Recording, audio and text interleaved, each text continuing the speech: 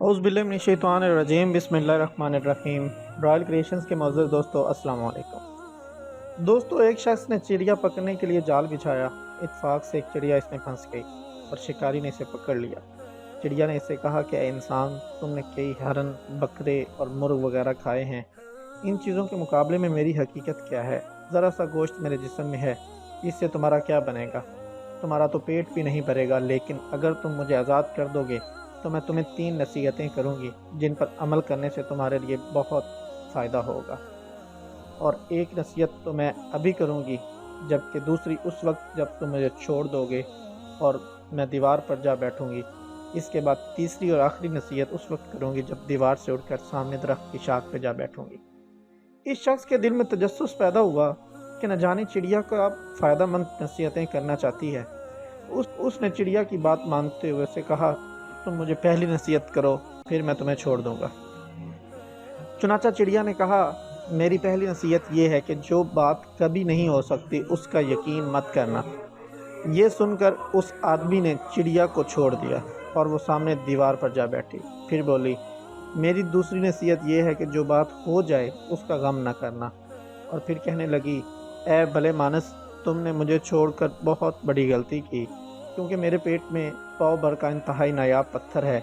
اگر تم مجھے ذبح کرتے، میرے پیٹ سے اس موتی کو نکال لیتے، تو اس کو فروخت کرنے سے تمہیں اس قدر دولت حاصل ہوتی کہ تمہارے آنے والی نسلیں بھی اس سے مستفید ہوتی، تم بہت بڑے رئیس ہو جاتے۔ اس شخص نے یہ بات سنی تو لگا افسوس کرنے اور پچھتانے کہ اس چڑیا کو چھوڑ کر اپنی زندگی کی بہت بڑی غلطی کی ہے۔ اگر اسے نہ چھوڑتا تو میری نسل سنور جاتی۔ چڑیا نے اس طرح سوچ میں پڑے دیکھ کر اڑ کر درخت کی شاخ پر جا بیٹھی اور بولی، اے بھلے مانس، ابھی میں نے تمہیں پہلی نصیحت کی جو تم بھول گئے، کہ جو بات نہ ہو سکے وہ اس پر ہرگز یقین نہ کرنا، لیکن تم نے میری اس بات کا اعتبار کر لیا۔ میں چھٹاک بھر وزن رکھنے والی چڑیا اپنے پیٹ میں 1 پاؤ وزن کا موتی کیسے رکھ سکتی ہوں؟ یہ ممکن ہے ہی نہیں۔ میں نے تمہیں دوسری نصیحت یہ کی تھی کہ جو بات ہو جائے اس کا غم نہ کرنا، مگر تم نے دوسری نصیحت کا بھی کوئی اثر نہیں لیا اور غم اور افسوس میں مبتلا ہو گئے۔ خواہ مخواہ مجھے جانے دیا۔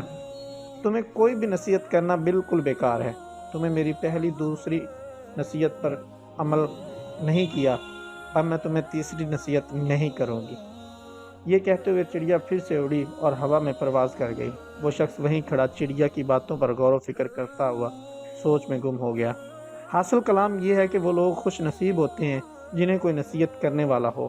ہم اکثر خود کو عقل مند سمجھتے ہوئے اپنے مخلص ساتھیوں اور بزرگوں کی نصیحتوں پر کان نہیں دھرتے، اور اس میں ہمارا ہی فائدہ ہوتا ہے۔ یہ نصیحتیں صرف کہنے کی باتیں نہیں ہوتی، کسی نے کہہ لیا ہم نے سن لیا، بلکہ دانائی اور دوسروں کے تجربات سے حاصل ہونے والے انمول احساسے ہوتے ہیں جو یقیناً ہمارے لیے مشعل راہ ثابت ہو سکتے ہیں۔ دوستو، یہ تھی ہماری آج کی ویڈیو۔ امید کرتے ہیں آپ کو ویڈیو پسند آئی ہوگی۔